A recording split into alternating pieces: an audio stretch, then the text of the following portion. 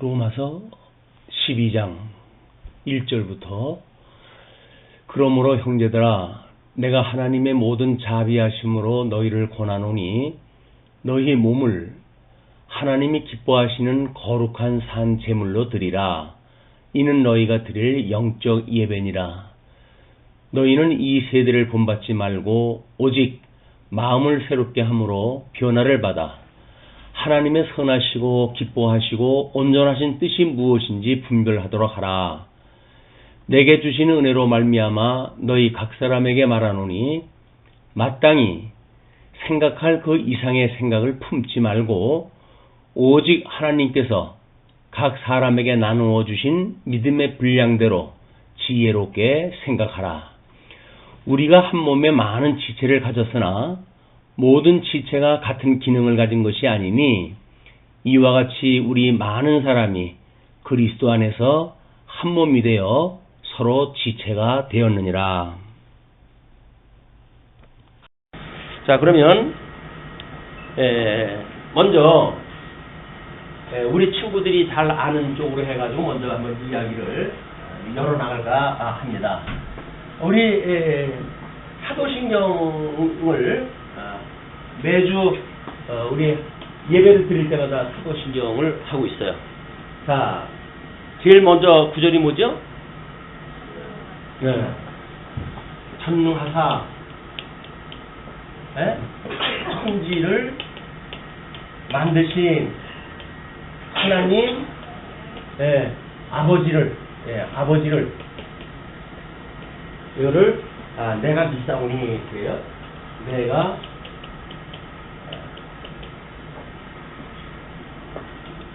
믿사오며 그리고 두 번째가 뭐예요? 두 번째가 독생자 예수 그리스도를 믿사오며 그리고 세 번째 뭘 갖다가 하죠? 성령을 믿사오니.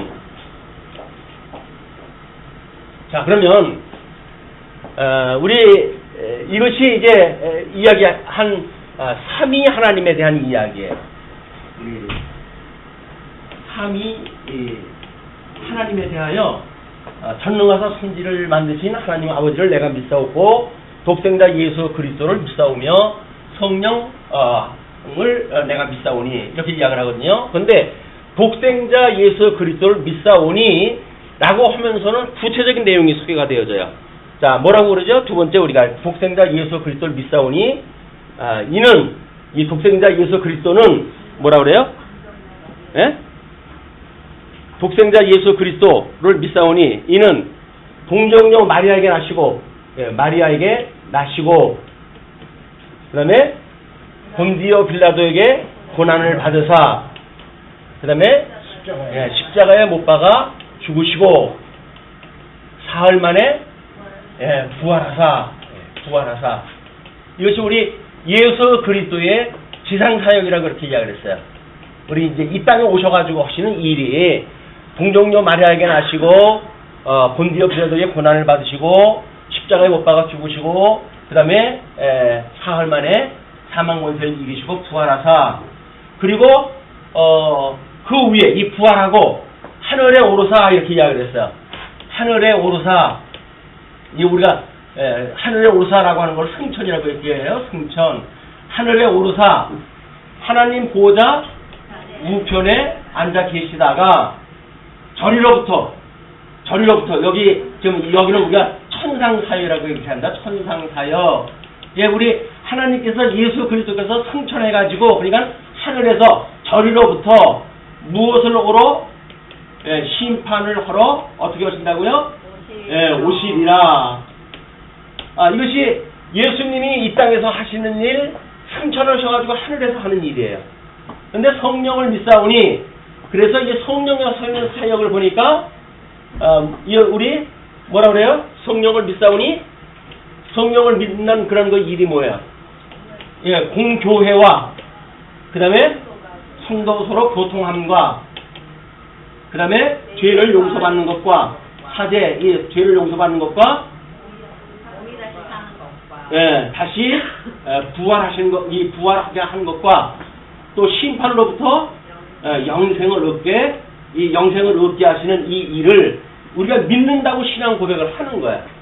여기서 우리가 이 교회에 입문을 하게 되면 주기도를 외우고 사도신경을 외우고 그리고 신앙생활을 시작을 하거든요. 근데 사도신경을 시작을 하면서 하는 이게 뭐냐면 끊임없이 전능하사 천지창조 천지를 만드신 하나님 아버지를 내가 믿사옵고 그 외아들 우리 주 예수 그리스도를 믿사오니 이는 동정녀 마리아에게 나시고 본디오 빌라도의 고난을 받아서 십자가에 못 박아 죽으시고 사흘 만에 부활하사 그리고 하늘에 오르시어 하나님 보좌 우편에 앉아 계시다가 절로부터 심판을 갖다 하시리라 오시리라 라고 하는 걸 믿고 그리고 성령을 믿사오니 이 성령이 하시는 사역이 지금 주님의 몸된 교회에서 하는 일들이에요. 이게 주님께서. 그래서 우리 천상에서 우리 주님께서 무엇을 하시는지 성령이 오셔가지고 이걸 우리한테 가르쳐주는 일이 성령의 사역이에요. 우리는 성령 충만함을 받는다라고 이야기를 하게 되면 뭐 방언이나 하고 축기나 하고 그리고 이 안수를 갖다 하게 되면 아픈 사람이 낫고 하는 것이 성령 충만이라고 이야기를 하는데 그거는 예수님이 오셔가지고 증거했던 내용들의 그냥 부분적인 것들이에요. 그러니까 우리는 이 성령이 충만하다는 그 이야기는 주님의 몸된 공교회가 뭔지를 이제 알게 돼요. 그러니까 이 예수 그리스도 기초 위에 그 우리가 믿는 것과 아는 것이 같이 되어 있는 사람들이 교회를 우리가 이루고 그래서 우리 이 교회는 지난 시간에 유기차라고 이렇게 이야기를 했어요. 살아있는 거기 때문에 모든 믿는 사람들이 한 몸을 이루는 거야. 한 몸을 이룬다. 그렇기 때문에 서로 교제를 갖다 할 수밖에 없어요. 서로 자매요, 형제로 우리가 교제가 되어지기 때문에 그래서 형제를 용서하게 되어지는 겁니다. 그래서 우리가 우리에게 죄 진 자를 사하여 준 것처럼 우리 죄를 사하여 주옵시고 그리고 이제 우리가 부활하게 돼요. 나중에 우리 예수님이 심판을 갖다 하러 이제 이 땅에 오실 때 우리는 다 부활이 되어져 가지고 그 심판으로부터 우리는 영원한 생명으로 해가지고 영생을 얻게 되어지는 것이 사도신경을 통해 가지고 우리가 고백하는 내용들이에요. 그러니까 이 내용을 기초로 해가지고 성경 전체를 통해서 오늘 우리에게 본문 읽었던 로마서 12장 1절부터 5절까지의 의미를 생각을 해야 좀 더 광의적인 어떤 그 범위 안에서 그 의미를 더욱 확실하게 알 수가 있을 거예요. 그렇지 않으면 로마서 자체의 논리로 돌아가게 되면 이렇게 되어져 있습니다. 우리 이제 이 성부 하나님에 대한 거는 구체적인 내용들이 없잖아요. 왜냐하면 하나님이 하시는 일은 창조 사역과 그 다음에 섭리 사역으로 해가지고 두 가지가 나뉜다고 이렇게 이야기를 했어요. 이게 하나님이 하시는 사역이에요. 성부 하나님이 하시는 일이기 때문에 여기서 천지를 만드신 하나님 아버지를 내가 믿는다라고 하는 그 이야기는 섭리하시는 하나님도 믿는다고 하는 것이 포함되어져 있는 거예요. 그러니까 하나님이 섭리하신다는 이야기는 결국은 양대 언약을 하시고 이 양대 언약을 이루시는 일을 갖다 하시는 거거든요. 이거 우리 구약 성경을 통해서 보여주는 거예요. 그래서 여기까지가 구약 성경, 구약 성경. 근데 예수님이 오시고 복음서가 기록이 되어지면서 우리는 신약 성경을 통해 가지고 구약에 언약되어졌던 이분이 바로 이 그리스도 이분이로군요 라고 하는 걸 믿는 것이 신약 성경을 통해서 고백하는 내용들이에요. 그래서 여기서부터는 신약 성경입니다. 자, 그러면 이제 로마서의 그 논리는 모든 인간들은 불의하다는 거야. 그래서 복음에는 우리 지난 이분 날 확인한 것처럼 복음에는 하나님의 의가 나타나서 믿음으로 믿음에 이르게 하나니 오직 의인은 뭘로 산다? 믿음으로 산다고 이야기를 했단 말이에요. 그러면 하나님께서 언약대로 이루시는 이 구약의 섭리를 갖다 통해 가지고 우리는 이 구약에 언약되어진 내용들을 보니까 이제 이것을 구약이라고 하는 그런 전체가 이게 언약인데 이 언약을 보니까 하나님의 나라를 하나님께 섭리하시는데 이제 우리 사무엘 이후에 하나님께서 나라를 창건하시더니 그 다음에 그 그 창건되어진 나라를 다시 나누시고 그리고 급기야 포로로 끌려가게 하시고 그리고 비로소 회복을 갖다 해주시는 이 내용이 성경 전체의 역사라고 우리가 공부를 갖다 했어요. 우리 구약 역사서의 전체 내용이 이겁니다. 그래서 사무엘서에서는 룻기로부터 사무엘서까지는 창건에 대한 이야기, 그 다음에 열왕기에 대한 그 내용으로 분국에 대한 거, 그 다음에 역대기에 대한 거는 유기에 대한 거, 그리고 에스라서부터 해가지고 느헤미야 에스더서까지 여기는 회복에 대한 이야기라고 해가지고 역사서 전반에 대한 이야기가 결국은 이 이야기라고 그랬어요. 그러니까 우리가 신앙 고백을 할 적에 예수를 그리스도로 믿는 사람들은 우리 예수님이 성경대로 죽으시고 성경대로 부활하셨다고 이렇게 우리가 다 고백을 해요. 그러면 예수님이 성경대로 죽었다고 하는 그 이야기는 결국 뭡니까? 여기서 선민국가를 보니까 이게 언약자손이 만들어지는 선민국가예요. 하나님의 나라. 이거는 언약자손이 이루어가는 하나님의 나라예요. 이게 만약에 우리 성도라고 한다면 이것이 주님의 몸된 교회나 마찬가지예요. 그러니까 지금 우리가 예수 그리스도께서 만약에 이 성경대로 오셨다고 한다면 이렇게 성건대로 해가지고 성육신 하시고 그 다음에 고난을 받으사 십자가에 못 박아 죽으시고 그리고 부활하신다고 하는 그런 그 내용이 이스라엘 역사는 전부 이야기처럼 되어져 있어요. 역사 이야기처럼 되어져 있어요. 근데 그 역사 이야기가 단순한 역사 이야기가 아니라 그 이야기를 다시 한번 해석을 하게 되면 예수 그리스도가 어떻게 사역을 하실 것인지를 언약한 내용이란 말이에요. 이게 언약을 한 내용이에요. 그래서 이 언약하신 내용대로 구약에서 이렇게 언약한 대로 예수님이 오셔서 이렇게 다 이루신 거야.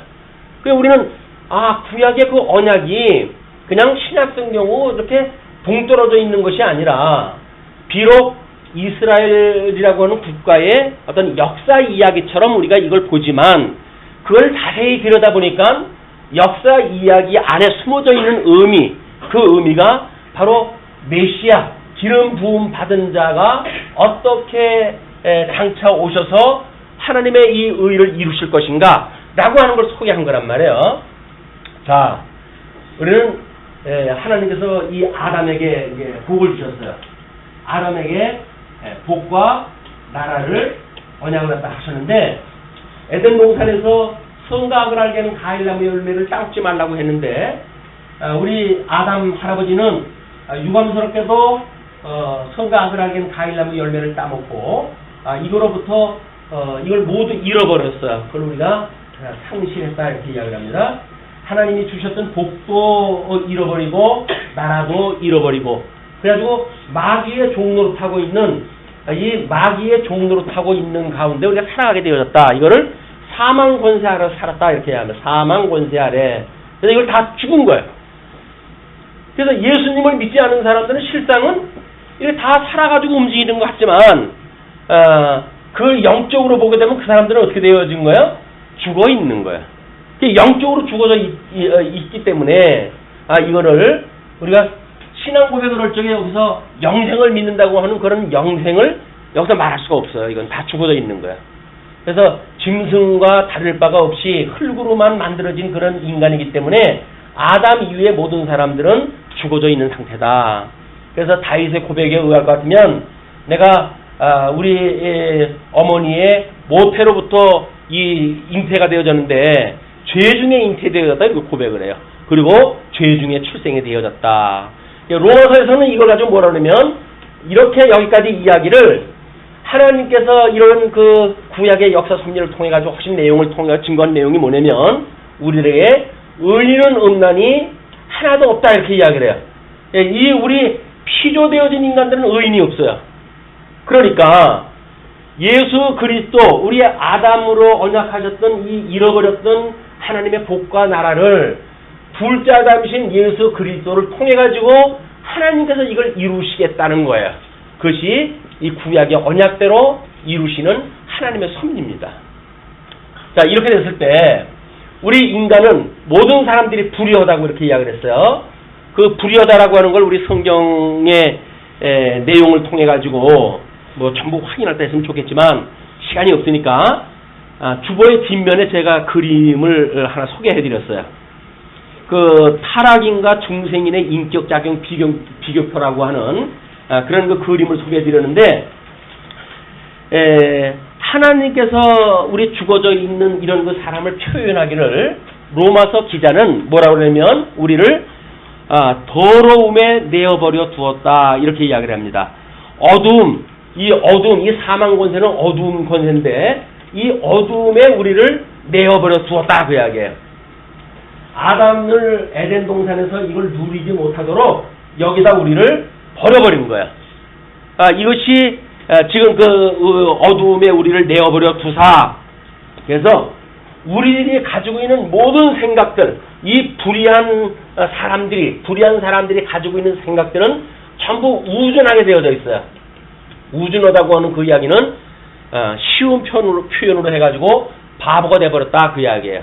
하나님을 알 수 없는 바보들이 되어져 가지고 그렇지만 바보라고 자처하는 사람들은 없어요. 다 똑똑하다고 이야기했다 해가지고 스스로 철학이라고 하는 세계를 만들어 가지고 해 아래의 모든 논리를 설명했다 합니다. 그들은 이 철학의 세계를 가지고 천상의 하나님에 대한 것도 부정을 했다 할 정도로 이 철학 세계를 가지고 있어요. 그래서 이 철학이라고 하는 괴물딱지는 아마 우리 근세에 들어와 가지고 종교개혁이 일어났고 우리 지난 시간에 확인한 대로 종교개혁이 일어났음에도 불구하고 인간 이성이 발달하면서 이 우준하게 되어진 인간들의 이성이 발전하면서 만들어진 것이 철학이고 이 철학이 결국은 하나님을 죽는 데까지 내어보내요. 이걸 사실론이라고 이렇게 해요. 신을 죽이는 이런 일까지도 이 사람들이 해와서 현재 우리 20세기에 들어서는 모든 사람들이 하나님이 없다 하는 세상에 다 살고 있어요.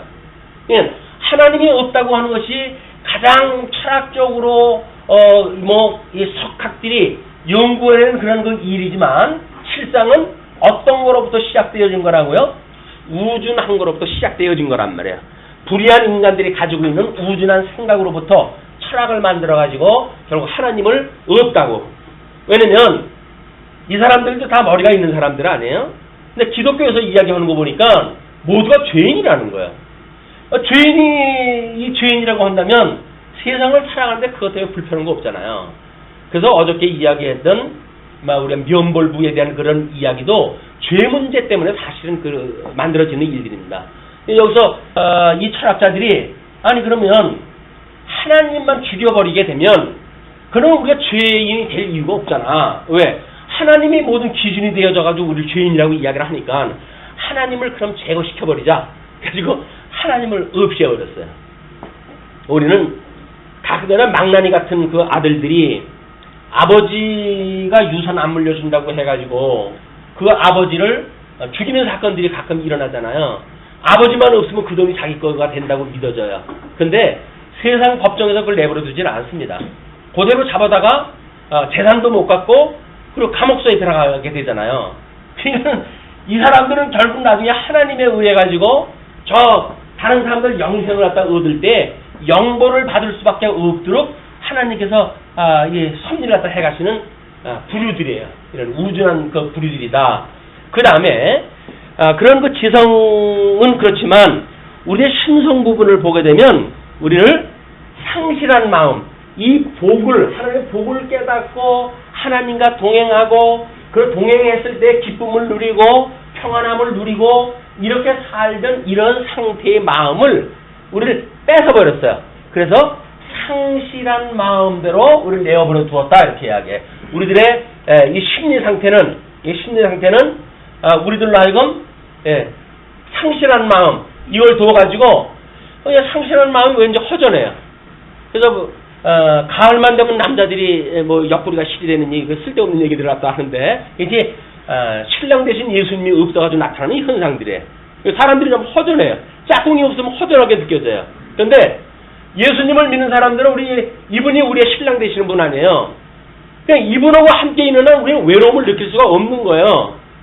우리 인간이 외로움을 느낀다는 이야기는 철저하게 예수 그리스도가 없는 허전한 구멍들이에요. 그것이 상실한 마음대로 두어졌던 심리학의 세계입니다. 왜 인간들은 그렇게 불안해하고 이렇게 살아갈까? 또 우리 머리 좋은 그 인생들이 이걸 연구해야 될 거 아니겠어요?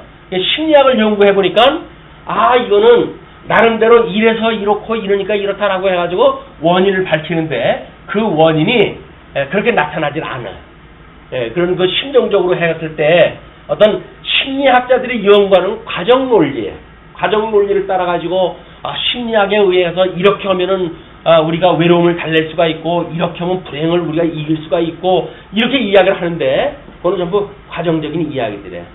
그래서 하나님이 없다고 하는 사람들이 만들어내는 심리학 이런 걸로 가지고 사람들이 어떤 평안함을 이제 축을 갖다 해가요.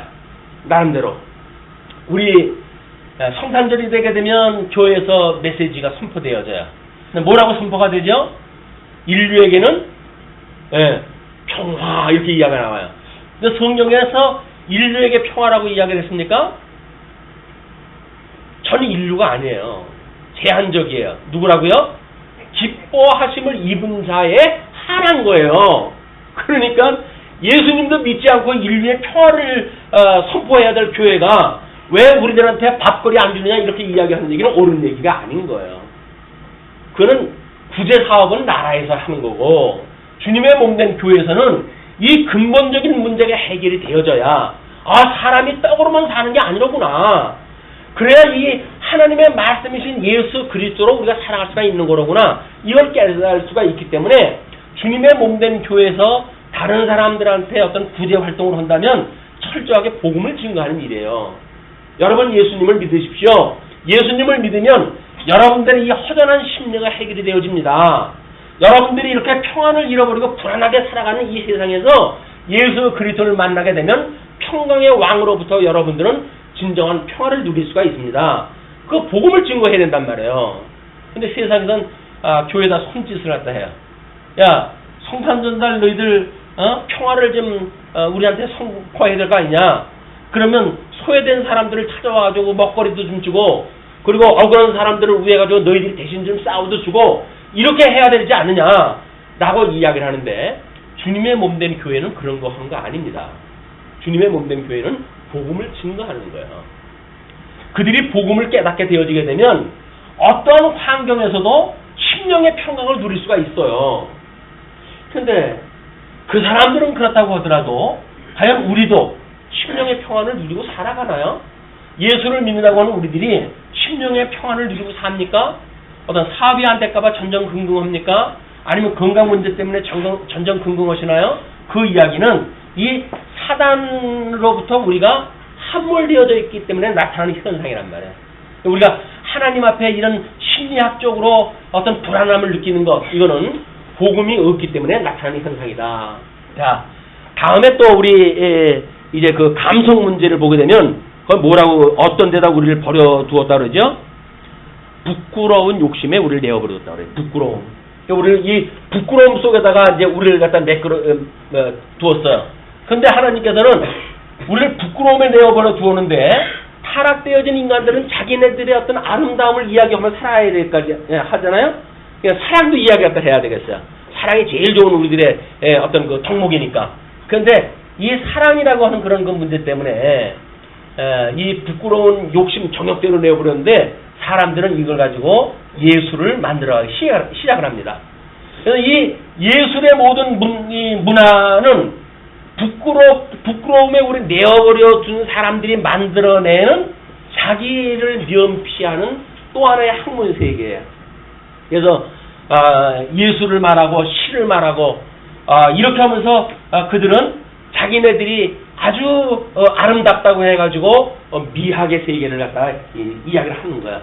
그래서 우리는 아무리 가난해도 나는 예술가야. 그렇기 때문에 나는 가난함을 이 예술을 갖다 한다고 하는 이유로 해가지고 자기네들의 이런 어떤 슬픈 현실의 문제를 극복을 갖다 해가려고 하는 거야. 근데 사람들은 예술을 하는 사람들은 배가 고파야 돼. 배가 부른 사람들이 예술을 하게 되면 상업적인 예술이 만들어져 가지고 영 볼품 없어져. 뭐 이렇게 해서 이야기를 하거든요. 왜 그러냐면 이 예술이 배고픈 사람들이 정말 온 심혈을 기울여가지고 만들어낸 세계가 아름답다고 보여지기 때문에 그래요. 그러나 하나님께서 그런 사람들은 부끄러운 욕심에 내어버려 두는 사람들이에요. 부끄러운 줄 몰라요. 이 사람들은 벌거벗고 살아가는데도 부끄러움을 몰라요. 벌거벗고 산다는 게 뭐예요? 하나님께서 우리를 불의하게 하셨단 말이에요. 그래서 에덴 동산에서 선악을 알게 하는 과일나무 열매를 따먹었을 때 아담이 먼저 나무 잎을 가지고 옷을 해 입잖아요. 왜? 부끄러움을 가리려고 그런 거예요. 이 부끄러움을 가리려고 했는데 하나님께서 불쌍히 여기셔가지고 그걸로는 안 되겠다. 그래서 가죽옷을 해 입혀가지고 이 부끄러움을 가려주도록 하죠. 그 가죽옷이 예수 그리스도의 사건이에요. 그냥 이 모든 영역을 극복할 수 있는 방법은 예수 그리스도 이분만으로만 해결이 되지 세상에 어떠한 것도 이거 극복을 할 방법이 없어요. 자, 이제 우리들의 또 덕성 문제, 이 덕에 대한 문제는 뭐라고 합니까? 우리를 합당치 못한 일을 하게 했대요. 하나님께서 우리들에게 이 사망 권세에다가 버려줬을 때 우리는 합당치 못한 일을 갖다 해가지고 이게 세상을 살아가요. 나름대로 자기네들은 합당한 것처럼 이야기를 하기 위해서 상대적인 윤리를 만들어내요. 그래서 상대적인 선악을 가지고 이거는 선한 거야. 가지고 거길로 도망을 가요. 상대적인 선 속으로 도망을 가요. 우리 늘 공부하는 대로 상대적인 선 속에 숨을지라도 이거는 절대 악이라고 하는데 지금 들어간 거예요. 이게 절대 악 속에 들어가져 있는 거기 때문에 아무리 윤리 문제를 가지고 상대적으로 해가지고 나는 선을 베풀고 살아요. 나는 가난한 사람을 갖다 돕고 살아요. 나는 죄를 짓지 않아요. 나는 뭐 정치를 갖다 아주 깨끗하게 해요. 라고 하는 게 다 거짓말이에요. 정치인들이 아무리 자기가 옳다고 하든지 그러다고 하든지 다 죄인들이에요. 그걸 가지고 왜 너희들이 그 죄를 짓느냐? 정치인들 너희들은 왜 그런 일을 갖다 하고 사느냐? 이렇게 말하는 거는 복음을 모르기 때문에 나오는 한탄이에요. 하나님을 모르는 사람들은 그렇게 살아가는 것이 당연한 일이라니까요. 그러니까 죄를 짓기 때문에 죄인이 아니라 죄인이기 때문에 죄를 짓는 거예요. 우리는 이 전부 불의한 인간이기 때문에 이 의인은 없다고 그랬잖아요. 그 의인이 없다는 이야기는 뭐예요? 전부 죄인이라는 이야기예요. 죄인. 이 죄인들은 할 수 없이 죄를 짓고 살아갈 수밖에 없어요. 이 합당한 일을 우리 하나님께서 합당하지 못한 일을 하게 하셨다. 그런 그 덕목들을 쭉 보시게 되면 현재 어떤 윤리적으로 문제가 되는 사회 문제 다 포함되어 있어요. 뭐 성문화, 동성애 문화 다 포함되어 있어요. 근데 이 불의를 부끄러운 걸 갖다 모르는 사람들은 뭐라 그래요? 소수인의 어떤 그런 부적합한 대우를 교회가 나서가지고 막아줘야 될 거 아니냐. 그런데 교회가 막아주고 안 막아주고 하는 데가 아니라니까요.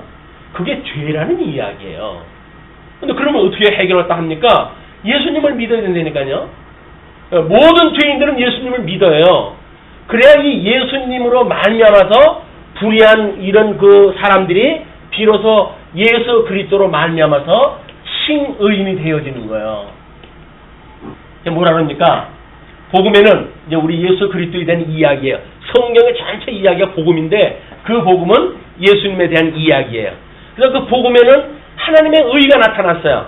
그 하나님의 의는 여기서 잃어버렸던 상실되어져 있던 이 복과 나라를 회복을 갖다 해주실 분이란 말이에요. 이분이 나타났어요. 복음에는 이분이 나타나가지고 구약의 언약한 대로 우리 주님이 해가지고 이걸 다 이렇게 이루시네 라고는 성경을 믿는 믿음을 주셔요.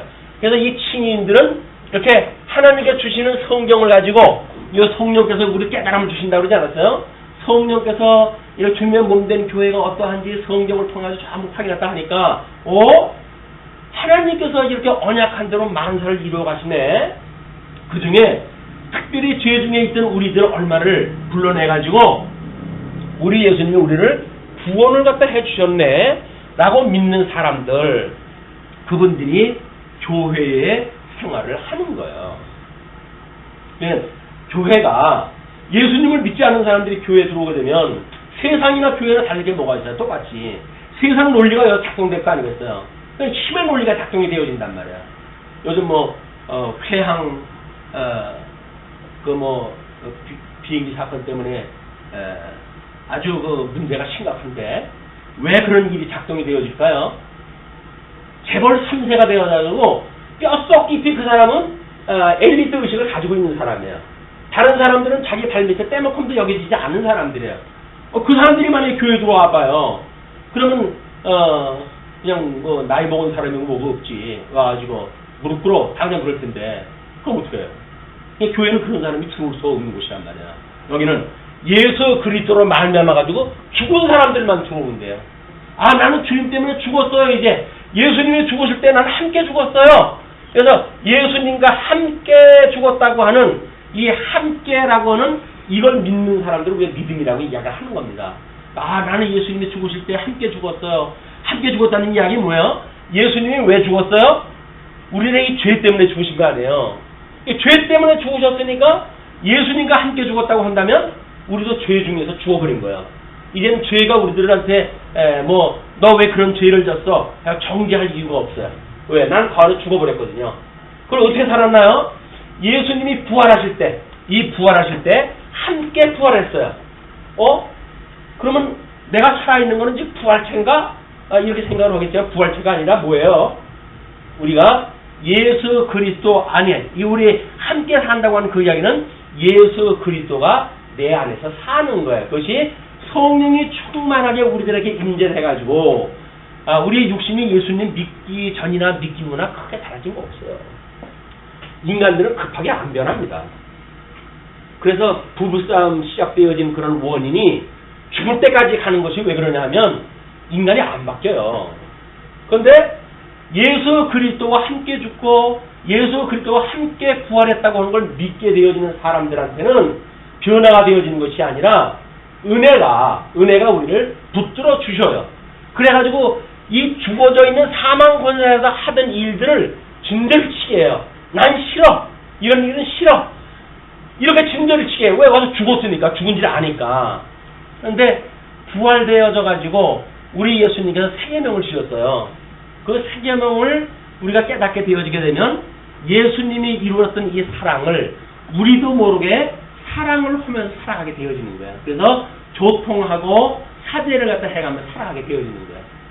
그러니까 교회가 자기를 구박했다고 해가지고 성도를 용서해 주지 못한다고 한다면 그거는 우리 하나님이 우리들한테 보여줬던 이 어떤 이런 믿음의 세계의 사람들이 아닌 거예요.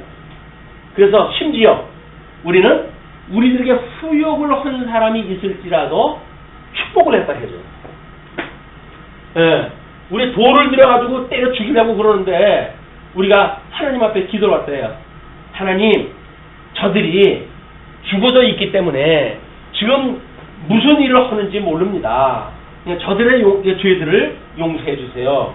라고 하는 것이 우리들의 사죄 문제예요. 우리가 우리에게 죄진 자를 사해준 것처럼 끊임없이 우리들을 사해달라고 우리가 간구하며 살아가는 것이 주님의 몸된 교회에 살아가는 사람들의 삶의 자세예요. 이런 그 자세로 우리가 살아가는 것이, 이런 그 살게 되어지는 것이, 우리가 이렇게 살자라고 했으니까 내가 그렇게 살아야지 라고 하는 것이 아니라 우리는 예수님과 함께 죽었다고 그러지 않았어요. 그러니까 내가 예수님과 함께 죽었다고 하는 사실이 믿어지는 거예요. 우리 하나님께서는 이 칭의인들을 갖다가 의인이라고 이렇게 이야기를 하는데, 이 의인은 무엇으로 산다? 믿음으로 말미암아 산다, 그 이야기예요. 내가 의로워져서 이 일을 행하는 것이 아니라 우리의 머리 되신 주님, 우리의 신랑 되신 주님께서 우리들을 이 죄악으로부터 우리를 구원을 갖다 해내기 때문에 우리들은 모든 죄로부터 용서함을 받는 거로군요 라고 하는 믿음을 가지고 산단 말이에요. 신앙생활을 한다고 해가지고 우정 죄 안 지려고 그냥 쳐가지고 복종을 시키는다는 그런 그 의미를 마치 성경에 나와져 있는 하나님의 뜻을 자기 스스로 지켜간다고 생각을 하는데 그거는 오류입니다. 그렇게만 믿는 게 아니에요. 예수님 믿는 거는 자연스러운 거예요. 주님이 그렇게 저를 구원을 갖다 해주셨어요? 그걸 믿는 믿음으로 산단 말이에요. 어디에서? 사망으로부터. 이제 사망 권세가 있으니까 우리가 죄를 짓는 거 아니겠어요? 근데 여기서도 용서를 받았어요. 근데 용서를 받았는데도 불구하고 아직도 우리가 육신을 가지고 살아가네요. 그럼 이 육신이라고 하는 이것은 결국은 우리 이 하나님의 복음을 담고 사는 거 아니에요? 내가 예수님과 함께 죽고 예수님과 함께 살았기 때문에 지금 살아있는 나는 내가 아니요 누구라? 내 안에 살아계신 예수 그리스도란 말이에요. 우리는 뭘 담고 사는 거야? 복음을 담고 살아가는 그릇이에요. 그러니까 우리 성령께서 우리한테 깨달음을 주는 게 되어지게 되면 우리는 육신의 소욕을 따라서 살지 않고 성령의 소욕을 따라가지고 이게 선한 도구로 쓰임을 받는 거예요. 그러나 아직도 믿음이 어리게 되면 육신의 소욕으로 살아갈 수밖에 없죠. 자, 우리 로마서의 이제 그 본령으로 다시 이제 돌아가게 되어집니다.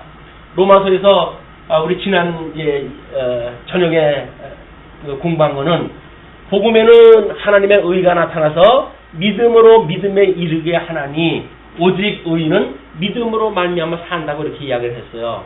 그래서 12장 1절에 시작되어지는 것이 뭐로 시작이 되어집니까? 그러므로 이렇게 이야기하는 게 그러므로 지금 로마에서도 한 이야기 앞에서 한 이야기를 성경 66권을 풀어가지고 전부 설명을 갖다 해드리는 거야. 로마서 1장에서 그러므로 한 그 이야기가 로마서의 내용뿐만 아니라 로마서 내용 이전에 모든 성경이 말하고 있는 내용들을 함께 묶어가지고 그래가지고 그러므로 하면 우리는 성경 66권을 다 공부했으므로 그 이야기예요. 성경 66권이 말하는 것을 내가 믿음으로 그런 그 이야기예요. 그렇게 했을 때 그걸 믿게 되어졌을 때 우리한테 어떻게 살라고 그러죠? 이제 그 자비하심으로 이제 구한다고 이렇게 이야기를 해요. 그래서 하나님의 자비가 없으면 이루어질 수가 없어요. 우리 하나님의 자비로만 이것이 이루어질 수가 있기 때문에 너희 몸을 하나님이 기뻐하시는 산제사로 드려라. 산제사. 뭐를? 몸을 산제사로 드리래요. 자, 이렇게 되면 아니 그러면 몸을 산제사로 드린다고 한다면 내가 좀 산제사로 드려야 된단 말이에요. 이렇게 이야기를 하지만 산제사로 드리라고 권면했던 이 내용들은 다른 성경에 의할 것 같으면 사도 바울이 관제물로 하나님 앞에 드린 바 되어졌다고 그러잖아요. 그러니까 성령께서 산제물로 드릴 수 있도록 하나님께서 해가신단 말이에요. 언약하셨던 하나님께서 다 해가시는 일이에요. 그걸 믿어지는 사람이 나는 하나님 앞에 산제사를 드릴 수가 있겠구나 라고 하는 걸 우리는 믿음이라고 그런단 말이에요. 내가 억지로 성경이 이렇게 말했기 때문에 그래 살아야지 라고 하는 걸 믿음이라고 그러지는 않습니다. 우리 설립 6주년 특강 때 그 이야기를 했잖아요. 성경대로 알고 성경대로 믿고 성경대로 살자. 그 성경대로 믿는다고 하는 그 이야기가 하나님이 지금도 살아계셔서 만사와 만물을 하나님이 언약하신 대로 이렇게 이루어 가시는구나. 그 어마어마한 하나님 나라를 사랑하시는데 라고 하는 은혜의 감동을 가지고 살아가는 거란 말이에요. 성도는. 근데 억지로 내가 그래도 20년 예수님을 믿었는데 이 정도는 내가 해야 되지 라고 말하는 사람은 예수님을 믿지 않는 거예요. 뭘 믿어요? 자기의 힘을 믿는 사람들이에요. 여기서 말하는 사람처럼 불의한 사람들처럼 자기의 힘을 믿는 사람들. 성경이 말했다고 한다면 난 그렇게 살아갈 수가 있어. 이렇게 이야기를 하는 사람들이에요. 그것이 아니라 성경이 언약대로 이루어진 거는 66권을 통해 가지고 1.1핵이라고도 더하거나 감할 수 없도록 완전 무혈하게 성경이 다 기록이 되어졌어요. 그 성경을 우리는 보고 계시되어지는 하나님, 성경을 통해서 계시하시는 하나님을 배우게 되어지는 거예요. 그걸 우리가 신학이라고 이렇게 이야기를 하는 거예요. 그래서 성경 신학 그 이야기는 성경을 통해서 하나님을 배우는 학문이다 그 이야기예요. 이거는 여기서 일반 학문을 우리 이제 연구하고 공부하는 우리 로고스반 친구들 뭐 대단한 걸 공부하는 것 같지만 사실은 뭘 갖다 연구하는 거예요? 해 아래 걸 가지고 연구하는 거란 말이에요. 이 해 아래 거니까 천상에 이 해 위의 이 원리를 알게 되어지게 되면 이거는 더 쉽게 이 논리가 풀어져 가겠죠. 그걸 지혜라고 이야기를 합니다. 하나님께서 이 예수 그리스도를 아는 복음의 비밀, 이 비밀을 알게 되어지게 되면 지혜를 갖게 되어지는데 지혜 있는 자들이 일반 계시의 내용들을 공부하게 되어지면 이 일반 계시가 이게 복음을 위해서 이렇게 쓰신 거로구나. 복음을 위해서 하나님께서 이런 연구를 갖다 하도록 하신 거로구나. 이걸 깨닫게 되어지는 거야. 그냥 우리는 일반 학문을 열심히 공부하는 학생들은 이것이 신학의 일종이에요. 근데 특별 계시에 의한 신학이 아니라 일반 계시에 의한 신학이다. 여기서 신학을 갖다 빼버리게 되면 그럼 쓰레기예요. 쓰레기. 그냥 뭐 죽으면 이 죄인들로 해가지고 속으로 해가지고 더러운 걸로 가득 찬 거기에다가 꾸역꾸역 밥이나 넣기 위해 가지고 살아가는 그런 게 살아가기 위해서 이걸 연구하는 거지 전혀 우리 인생의 본분과는 아무런 의미가 없어요. 자, 이런 그 내용들을 우리가 보게 되면 이 몸을 산 제사로 드리라고 하는 이야기는 하나님께서 우리 예수님께서 산 제물로 돌아가셨잖아요. 산 제물로 돌아가셨어요. 그래서 우리 여기에서 보니까 우리 예수님이 산 제물로 돌아가시고 성전으로 부활하시고 그리고 승천하셨던 것이 뭘로 승천하셨다고 그랬어요? 예수님이 승천하신 것이 이 부활의 승천이 제사장으로 승천됐다고 그러지 않았어요. 그러니까 예수님이야말로 완벽하게 제사의 것을 모두 다 이루셨단 말이에요. 그 예수님을 믿으니까 우리는 예수님, 대제사장 되신 예수님이 이루셨던 것을 믿는 믿음으로 우리 제사장 역할을 할 수가 있는 거예요. 그거를 만인 제사장이라고 이야기를 하는 거예요. 예수님을 믿는 모든 사람들은 만인 제사장이에요. 그래서 우리 이 복음을 증거하면서 사는 만인 제사장이다. 이 제사장이니까 이 몸으로 해가지고 하나님 앞에 산제사를 드리는데 그 산제사를 드릴 때 이 우준에 뜬 사람들은 철학을 가지고 뭐 잘났다 이렇게 이야기를 하는데 우리 이 영적 예배를 드리는 그 자세를 보게 되면 어떻게 돼요? 우리들로 하여금 우리의 이 우준에 뜬 것이 하나님께 지혜를 줘가지고 지혜 충만케 하게 되면 비로소 우리는 철학이 아니라 하나님을 아는 학문에 의해 가지고 더 다른 세계를 살게 돼. 더 높은 세계, 저 영원한 세계를 보게 되어졌고 그렇기 때문에 이 예수 그리스도로 말미암아 새 생명을 얻은 사람들만이 거기에서 뭐라고 그럽니까? 우리 오른쪽 칸에 뭐라고 되어져 있죠? 하나님의 선하시고 기뻐하시고 온전하신 뜻이 분별되어지는 거예요. 그 일반 학문을 갖다 한다고 하더라도 하나님의 선한 뜻이 분별이 되어지니까 그러니까 비로소 영적 예배를 드리게 되어진 거예요. 이게 이렇게 이 철학이라고 하는 것이 아니라고 하는 걸 이야기하는 거로구나. 성경에서 이걸 경결하고 그러는구나. 이건 잘못되어져 있는 비진리로구나. 이런 걸 깨달아야 되는데 여기다 목숨을 거는 사람들이 있어요. 이걸 평생. 그 사람들은 세상 사나마나 헛사는 거예요. 어차피 죄 중에서 잉태됐다가 영원한 죄 속에 살 수밖에 없는 그런 그 인생의 모습이다. 다음에 심성은 뭐라고 이야기를 했죠? 하나님께서 마음을 새롭게 함으로 변화를 받는다. 지금 우리 12장의 그 내용 중입니다. 로마서 12장 거기서 3절에 그 2절에 이렇게 이야기하잖아요. 너희는 이 세대를 본받지 말고 오직 마음을 새롭게 함으로 변화를 받아. 새롭게 함으로 그 이야기예요. 그래서 우리 그 그림 왼쪽 하단부에 있는 영적 예배 생활 하는데 보게 되면 거기 영문자로 해가지고 아래 뭐라고 써져 있죠? 뭐야 이게 로스반. 이게 이제 프랑스어가 미국으로 건너가가지고 쓰는 그런 그 용어이기 때문에 앞구절에 악센트가 붙게 되면 이력서라고 하는 그런 내용으로 쓰이지만 뒷구절에 악센트가 붙게 되어졌을 때는 다시 회복하다 그런 뜻이 있어요. 그러니까 새롭게 되어진 사람들, 예수 그리스도로 말미암아 새롭게 되어진 사람들은 어떤 생각을 가지고 살까를 거기다 네 구절을 갖다 넣어가지고 전부 써놨어요 제가. 근데 아무리 써놔도 뭐 읽어야 이것이 효과가 있는데 그래서 시간도 없는데 이걸 같이 읽을 수는 없고 그냥 참고를 삼아서 시간 날 적에 심심풀이를 한번 읽어보셔요. 왜? 성경대로 이렇게 하니까는 거듭나고 중생에서 이 새로워진 마음을 가지고 있는 사람들은 어떤 생각을 가지고 사는가 그것이 기록되어져 있는 겁니다.